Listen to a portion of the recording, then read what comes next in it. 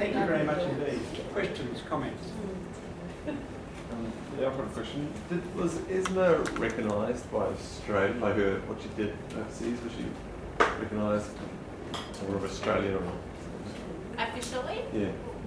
I don't think she was recognised officially, but some of the other items in the collection, it was really big news when she went. I know the Women's Weekly must have mentioned her name about 8 times, articles about her, but no. And Esma's family had originally hoped to donate the collection to the Australian War Memorial, and they weren't interested. And the National Archives, and they sort of picked and chose a few things, but generally no, she hasn't been officially or otherwise recognised. Yes. Was she ever, was ever involved in a radio interview? Because I remember many years ago there was a series of interviews with Australians who worked in this area overseas. That sounds familiar. Yeah, she was been, involved actually. in a few interviews. When she was in Germany, she came back for a few months leave in around 1948, during which she did have an interview with a Sydney radio station. And I think after she returned, she did visit a number of migrant reception centres, during which I think she also had a number of interviews as well. Yeah. But I don't know. Have you heard any of those, or is there an No, oral record? no, we don't have any audio material, any of those audio materials. So Okay. yeah, it'd be good to hunt them down. I think. Okay. Yeah. You might find something there. Yeah. We were lucky that we were able, or not me, but Elsa, who's also working on the collection, was able to meet with a couple of Esma's colleagues, which was really good. So we have some oral recordings and interviews with them, but sadly Esma died 13 years ago. So, Thank you. Others? I'll just ask you, so some of the elements early on when you were talking about with the camps, the displaced persons camps, and also too, even just the photograph with the uniform, and how did she find working with displaced people? Actually, because there seemed to be such a strong similarity between concentration camps and displaced persons camps, and obviously some of those people might have had experiences of both. Did you find anything else in the material or in the interviews or letters that actually talked about her experiences with that? And how do you actually help people who are coming out of all of that?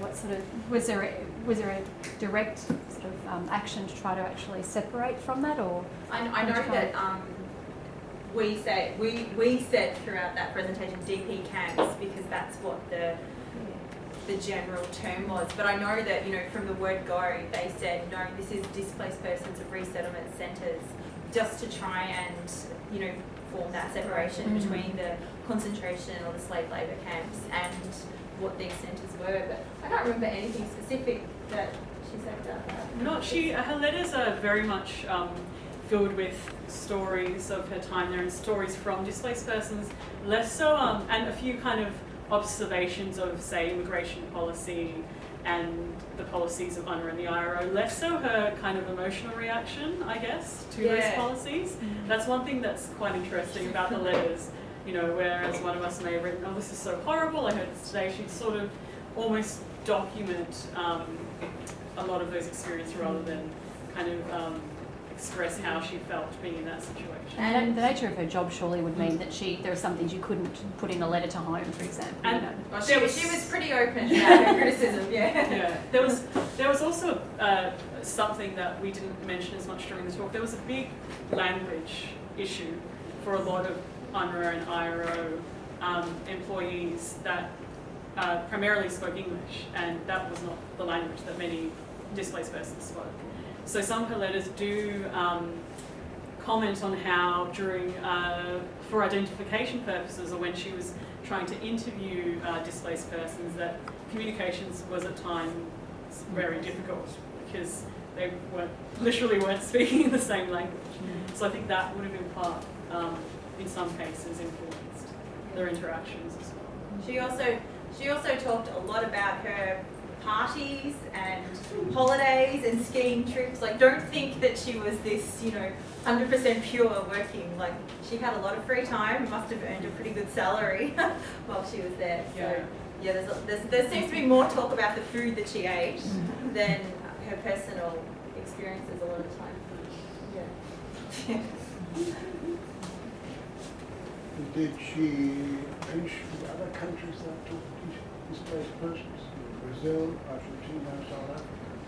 Well, she was mostly talking about, most of the things that she talked about in her letters were what's happening back home, what's everybody thinking, are people being welcomed, what am I supposed to tell the DPs, what should they expect, because she'd been gone so long. So it was definitely a real Australian focus. Yeah.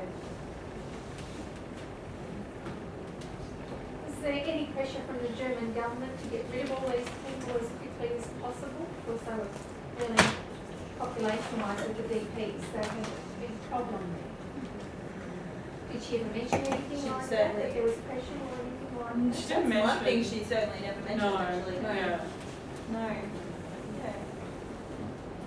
The German government was only established in September '49, and my father was involved in the refugee department. He was the only non-refugee in the refugee expedition war victims administration. I know he mentioned the IRO quite frequently, and I knew of camps, although I'd never seen a camp. And then he was involved in negotiating with Holt the immigration agreement in 1952. And the negotiation started out by Holt saying he wanted 28,000 single German, highly educated, young up to the age of 30.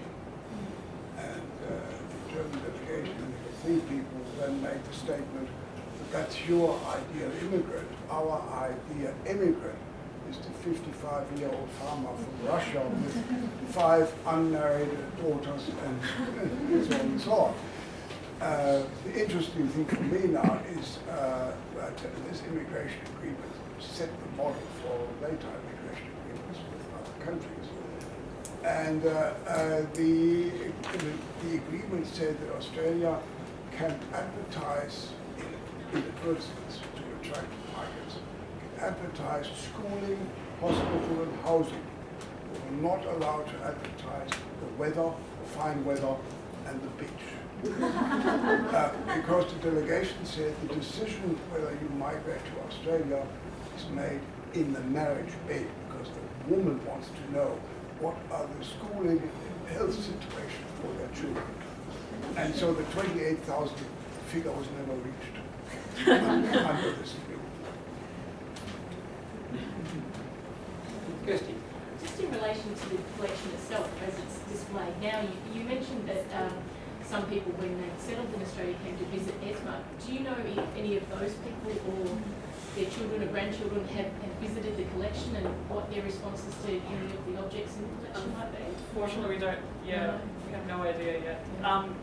As I've mentioned at the end, it is very much a work in progress, and everything's accessible online. But there's also loads of stuff that have still to be looked at, or that are in the process of being made accessible. But thus far, we haven't. No. received much Helen, contact. Helen, the donor, we're still in contact with her, and she's come down. She lives in Canberra, and her family have come down a few times. And every time she comes down, there's a new box of things that she's managed to find in the garage somewhere. So yeah, it's definitely a work in progress. But no, we don't know of any connections. Yeah, maybe.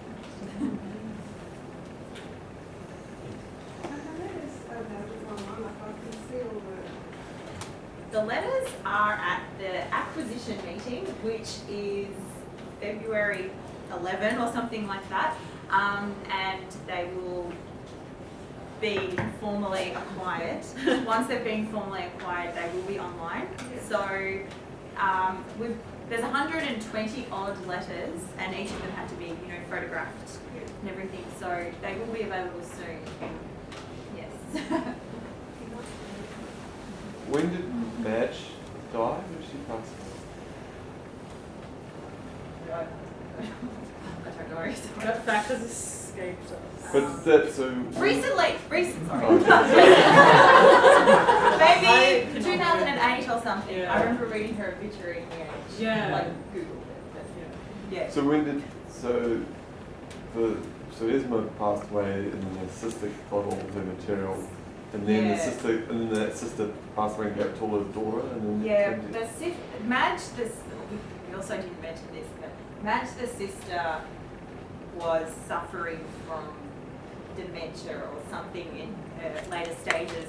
So I mentioned earlier on that some of the items, the letters in particular, had been edited somewhat. That was Madge changing a few things. So, but really, innocuous things, really, just a name here and there. Yeah. But, so Helen must have only had the objects for a few years in her garage, in a big box. So, Until that box got too big and then she decided to donate them. Yeah.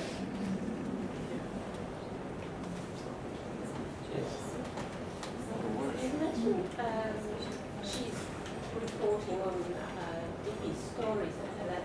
Is she referring to individuals, or is it rather some sort of anonymous big story?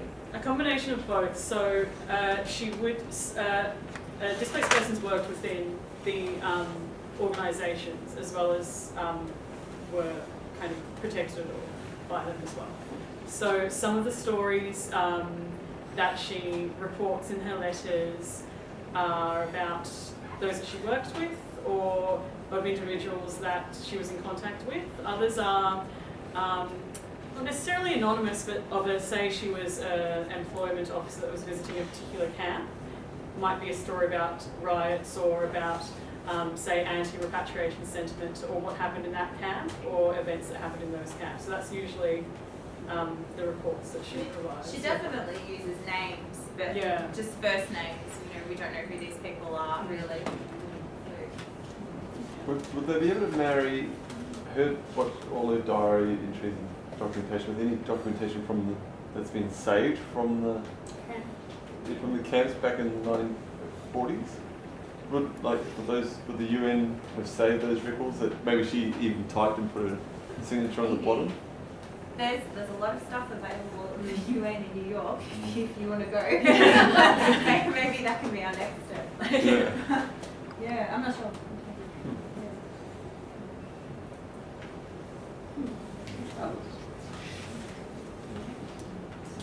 Student access? To the objects Yeah. is not available at present, just because it's a new collection and it's either in the Museum Victoria stores or at Carlton where we are, and we're still working on it.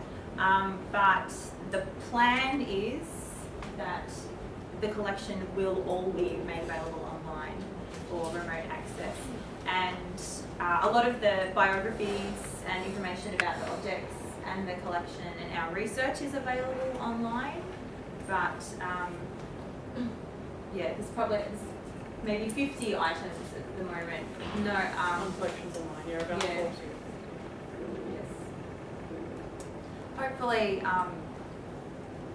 in the future it can be part of a display here, but there's no plans for that as of yet. Something to look forward to. Any last questions or comments? Yes. Yeah. When you're reading some of her stuff about experiences of people and her objection to certain things happening, are you able to be objective, or is it pretty confronting? Well, it's obviously very confronting, but I think Petra kind of touched on it a little bit before. We've been working on this collection for 2 years now, and I still don't really feel like I know a lot about her real opinions and her real feelings, because she was very objective in her reporting. I mean, not completely objective, of course, but she was very matter of fact with her letters So I guess in a sense that makes it easier for us to be very matter of fact too. But I mean, that photo that Petra showed of the aged Polish DPs, and nobody wanted them, and they basically just had to stay in the camp. Things like that are quite emotional and confronting, of course. So, yeah. I'd agree. Yeah, how she writes are very much almost kind of long stories, sort of about what happened, and a bit of commentary. But like I said before, less sort of, oh, this was horrible. I thought this and this and this. So it is sort of easier. But there are some things that she reports that it's hard to, not quite particularly difficult to read. I don't know if I was going to begin, but was there any reason why she decided to go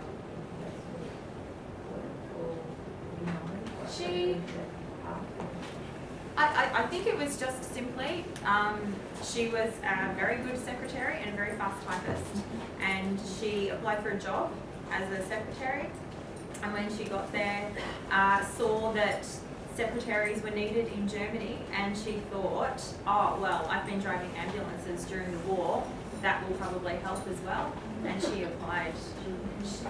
She wanted to be a journalist, and Petra said she later ended up studying social work and being a social worker. So they couldn't idea that the journaling or the writing Yes, was yeah. something that she had maybe had other ideas. Yeah, I would imagine, because she kept everything, you know, and everything is really well documented. So, And a lot of her later letters, especially very late on, around 49, 1950, when she was welfare officer, she would say, oh, I actually feel like I'm doing the type of work that I came here to do, which I found very interesting, and which perhaps also indicates why she went on to do social work at university. Did she speak another language?